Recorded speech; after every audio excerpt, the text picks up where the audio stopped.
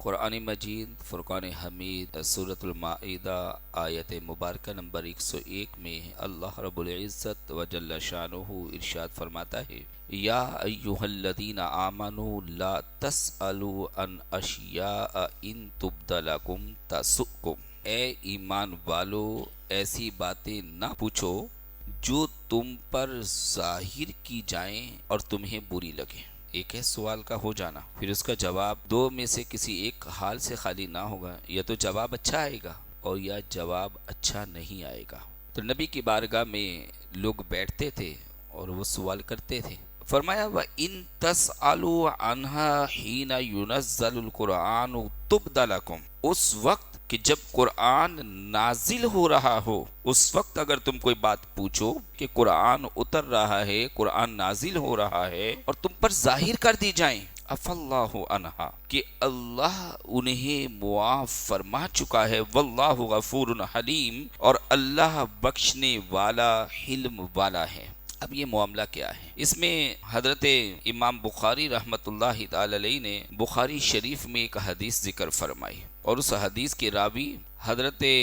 عبداللہ بن حذافہ رضی اللہ تعالیٰ عنہ ہے۔ بات یہ ہے کہ نبی کریم صلی اللہ علیہ وآلہ وسلم جلوہ افروز ہیں، اور حضور علیہ الصلاۃ والسلام کی رحمت جوش پر ہے، اور آپ نے فرمایا اپنے اصحاب کو مخاطب کر کے کہ مجھ سے سوال کرو، عام اذن آپ نے بخشا۔ تو حضرت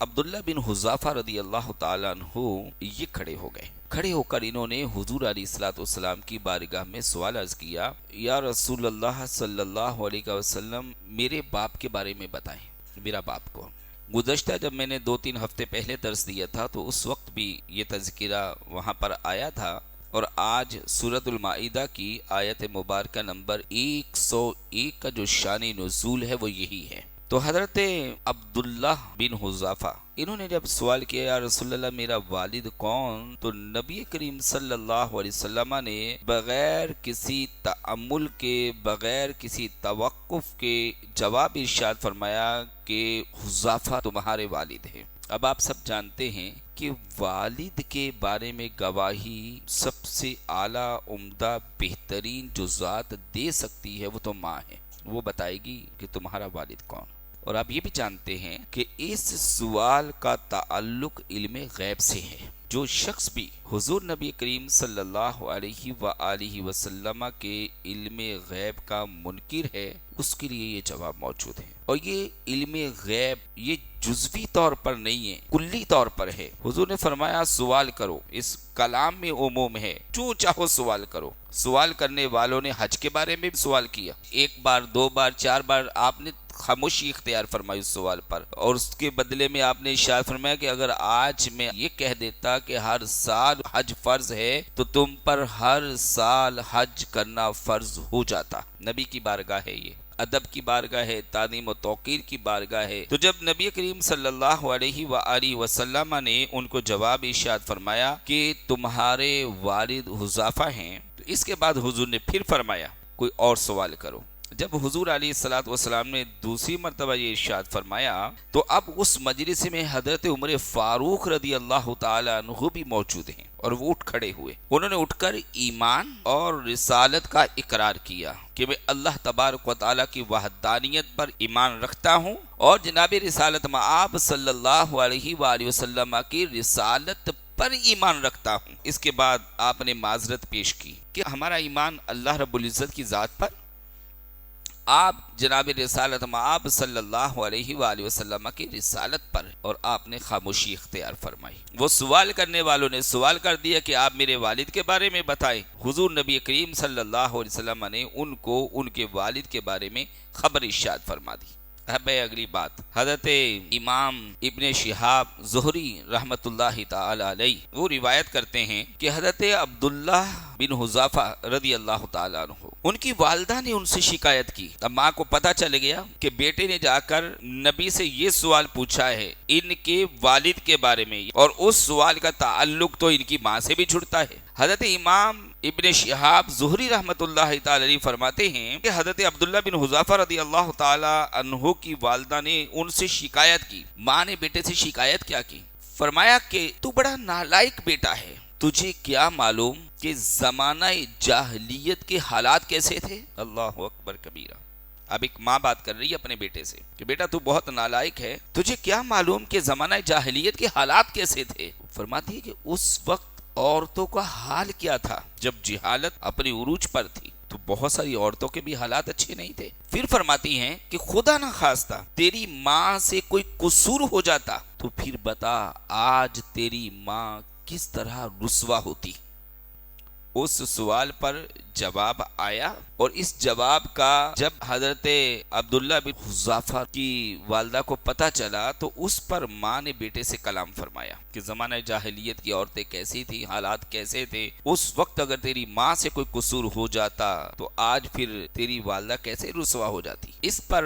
حضرت عبداللہ بن حذافہ رضی اللہ تعالیٰ عنہ نے جو جواب عرض کیا اپنی ماں کی بارگاہ میں، کہنے لگے کہ اگر سرکار دو عالم صلی اللہ علیہ وآلہ وسلم کسی حبشی غلام کو میرا باپ قرار دے دیتے تو میں اسے بھی تسلیم کر لیتا، اور نبی کبھی بھی ایسی بات نہ کریں گے کہ جس کا حقیقت سے کوئی تعلق نہ ہو۔ یعنی حضور کی صداقت، حضور کی سچائی، حضور کا علم غیب، حضور کا مرتبہ مقام، حضور کا علم اس درجے کا تھا کہ حضور جو فرما رہے تھے وہ حق فرما رہے تھے، سچ فرما رہے تھے۔ اگر اس دن حضور یہ فرماتے کہ تمہارا باپ کوئی حبشی غلام ہے تو میں اسے بھی تسلیم کرتا، لیکن میرا باپ حذافہ ہے، اور اب دے گواہی، بتا میرا باپ کون؟ تو ماں نے بھی گواہی یہی دی کہ بیٹا تمہارا والد حذافہ ہی ہے، حضور نے جو خبر ارشاد فرمائی ہے وہ حق ہے، وہ سچ ہے۔ اس سے نبی کریم صلی اللہ علیہ وسلم کی شان، رفت،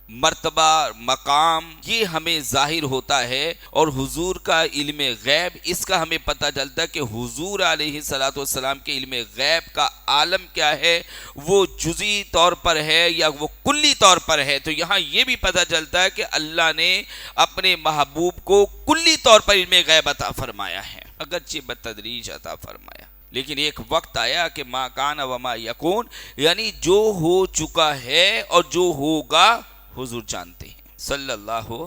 علیہ وآلہ وسلم۔ حضرت عبداللہ بن عباس رضی اللہ تعالیٰ عنہ سے روایت ملتی ہے، یہ بھی بخاری شریف کی روایت ہے، اسی آیت مبارکہ کے ضمن میں محدثین نے اسے ذکر فرمایا کہ لوگ بطور استہزاء یعنی بطور مذاق حضور نبی کریم صلی اللہ علیہ وسلم سے سوال کیا کرتے تھے۔ ایک ہے علم کو جاننے کے لیے، کسی بات کے بارے میں علم نہ ہو اسے جاننے کے لیے سوال کرنا، صحیح غرض ہو، درست بات صحیح ہے، سوال کیا جائے حضور کی بارگاہ میں۔ ایک ہے حضور کی بارگاہ میں بطور استہزاء، بطور مذاق کے سوال کرنا۔ اب یہاں پر حضرت عبداللہ بن عباس رضی اللہ تعالی عنہما کہتے ہیں لوگ نبی کریم صلی اللہ علیہ وآلہ وسلم سے بطور مذاق بھی سوال کرتے، اور سوال میں پوچھتے کہ بتاؤ فلاں کا باپ کون ہے، بطور استہزاء۔ اور کوئی آتا وہ آ کر کے حضور سے پوچھتا کہ بتاؤ میری اونٹنی کہاں گم ہوئی۔ جب طرح طرح کے لوگ سوال کرتے تو اس موقع پر یہ آیت مبارکہ نازل ہوئی، یا ایھا الذین آمنوا لا تسألوا عن اشیاء ان تبد لکم تسؤکم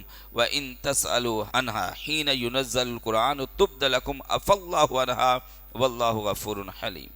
اب اس آیت کا شان نزول آپ نے شروع کے حصے میں سنا تو وہاں ایک سوال کیا گیا جس کی اجازت بھی حضور نے ارشاد فرمائی اور اس کا جواب بھی آ گیا۔ جا کر کے بعد میں والدہ سے بھی گفتگو ہوئی تو وہاں پر بھی یہی تصدیق ملی، تو ٹھیک اس میں کوئی مذائقہ نہیں ہے۔ ہاں حضرت عمر فاروق رضی اللہ تعالیٰ عنہ مجلس میں تو ان کے اوپر ایک خوف کی ایک کیفیت طاری ہوئی، انہوں نے کہا کہ اللہ تعالیٰ کی وحدانیت پر، توحید پر ہم ایمان رکھتے ہیں، اور جناب رسالت مآب صلی اللہ علیہ وسلم کی رسالت پر ہم ایمان رکھتے ہیں، اور یوں کہہ کے انہوں نے اپنی حفاظت کی۔ وہ جانتے تھے کہ نبی کی بارگاہ میں سوال کرنا، کتنا کرنا، کس حد تک کرنا، یہ سوال کرنا یا نہیں کرنا، یہ یعنی آداب مجلس جو تھے نبی کریم صلی اللہ علیہ وسلم کی بارگاہ کے، اسے حضرت عمر فاروق رضی اللہ تعالی عنہ عدم درجہ جانتے تھے، اور اس کے مطابق انہوں نے وہاں پر خاموشی اختیار فرمائی۔ یہاں پر ایک اور مسلم شریف میں حدیث طیبہ ہے، خطبہ میں حج فرض ہونے کا بیان، یعنی حضور علیہ الصلوۃ والسلام ایک خطبہ ارشاد فرما رہے تھے، اور اس خطبے خطبے کے درمیان حج کی فرضیت پر ایک سوال قائم ہوا، تو اس پر ایک شخص نے کہا کہ یا رسول اللہ صلی اللہ علیہ وسلم، حضور یہ ارشاد فرمائیں کہ کیا ہر سال حج فرض ہے؟ اب یہ سوال ہو گیا۔ آیت اپنی جگہ پر برقرار ہے، اس صبح قیامت تک رہنی، یا ایھا الذین آمنوا لا تسألوا۔ تو یہاں پر آنے والے سائل نے ایک سوال کیا کہ کیا حج ہر سال فرض ہے؟ تو حضور علیہ الصلوۃ والسلام نے ان کی آواز کو سن لیا مگر سکوت یعنی خاموشی اختیار فرمائی، جواب نہیں ارشاد فرمایا۔ اب اس شخص نے تکرار کیا سوال کا، جب سوال پر تکرار کی جواب نہ ملا تو اس پر نبی کریم صلی اللہ علیہ وآلہ وسلم نے بعد میں کلام فرمایا کہ اگر میں یہ کہہ دیتا کہ ہر سال حج فرض ہے، یعنی ہاں کہہ دیتا، تو تم پر ہر سال حج فرض ہو جاتا۔ مسلمان پر ایک ہی بار حج فرض ہے تو اس کو تو ایک بار بھی حج کی فرضیت کو ادا کرنا بہت ساروں کے نزدیک وہ اس کو بہت ایک بڑی ذمہ داری سمجھتے ہیں، بعض بوجھ بھی سمجھتے ہیں، اور ایک تعداد ہے جو حج ادا ہی نہیں کرتی جبکہ حج ان کے اوپر فرض ہو چکا ہوتا ہے۔ اور اگر ہر سال حج فرض ہوتا تو پھر یہ مشقت کتنی بڑھ جاتی، ذمہ داری کتنی بڑھ جاتی۔ یہ عبادت جو کہ ایک مخصوص مقام پر جو اس کے مکانات ہیں جہاں جا کر کے حج ہوتا ہے، کعبے کا طواف ہے، میدان عرفات میں حاضری ہے، یہ سب کچھ اس کو مینا، مزدلفہ، یہ سب اس کو سعی وغیرہ سب کرنا پڑتی۔ اب بات یہ ہے کہ یہ آیت مبارکہ یا ایھا الذین آمنوا لا تسألوا عن اشیاء، یہ آیت مبارکہ، اس کی تفسیر میں ہمیں جو چیزیں معلوم چلتی ہیں تو وہ کئی ساری باتیں چمک کر ابھر کر ہمارے سامنے آتی ہیں۔ بالخصوص یہاں پر ہم 4 باتیں ذکر کریں گے۔ نمبر 1، حضور نبی کریم صلی اللہ علیہ وآلہ وسلم کا علم غیب، اس کا پتہ چلتا ہے اس آیت بینہ سے جو حضور علیہ الصلوۃ والسلام نے حضرت عبداللہ بن حذافہ رضی اللہ تعالی عنہ کو ان کے والد کے بارے میں ارشاد فرمایا، خبر دی، اور وہ خبر درست، وہ خبر سچ پر، حق پر، صدق پر مبنی ہے۔ اور پھر یہ بھی بات ہے کہ حضور علیہ الصلوۃ والسلام نے فرمایا کہ مجھ سے سوال کرو۔ اب اس سوال میں کسی طرح کی کوئی کنجوسی نہیں ہے کہ ایک آدھ بار سوال کر دیا گیا بعد میں چھوڑ دیا گیا، نہیں، بلکہ جو تمہارے جی میں آتا وہ سوال کرو۔ تو اگر کرنے والے نے سوال کیا تو اس نے حج کے بارے میں کیا، کسی نے والد کے بارے میں کیا، اور چیزوں کے بارے میں لوگوں نے سوالات کیے، تو اس کا مطلب یہ ہوا کہ نبی کریم صلی اللہ علیہ وسلم نے کسی مخصوص بات کے بارے میں ارشاد نہیں فرمایا، بلکہ عمومی طور پہ کہ جو تمہارا سوال ہے وہ تم کرو، حضور نبی کریم صلی اللہ علیہ وسلم نے ارشاد فرمایا۔ تو اس کا مطلب یہ ہوا کہ اللہ تبارک و تعالی نے نبی کریم صلی اللہ علیہ وآلہ وسلم کو کلی علم عطا فرمایا۔ وہ جو کلی علم ہے وہ غیب سے متعلق بھی چونکہ بات چل رہی ہے یہاں پر، یہ مصطفیٰ جان رحمت صلی اللہ علیہ وآلہ وسلم کا خاصہ ہے۔ دوسری بات یہاں پر یہ پتہ چلتی ہے کہ اللہ تعالی نے آپ نبی کریم صلی اللہ علیہ وسلم کو اختیارات عطا فرمائے، گویا کہ اس آیت بینہ سے اختیارات مصطفیٰ صلی اللہ علیہ وسلم کا ظہور ہوتا ہے۔ وہ کیسے کہ آپ نے سکوت فرمایا، خاموشی اختیار فرمائی۔ حج زندگی میں مسلمان پر جو صاحب نصاب ہو، جس میں شرائط پائی جائیں حج کی، تو اس پر زندگی میں ایک ہی بار حج ہے فرض، اور حضور فرماتے ہیں کہ اگر میں ہاں کر دیتا تو ہر سال حج فرض ہو جاتا۔ تو یہاں پر پتہ چلتا ہے کہ شریعت کے معاملے میں حضور نبی کریم صلی اللہ علیہ وآلہ وسلم کے اختیارات ہمارے سامنے چمک کر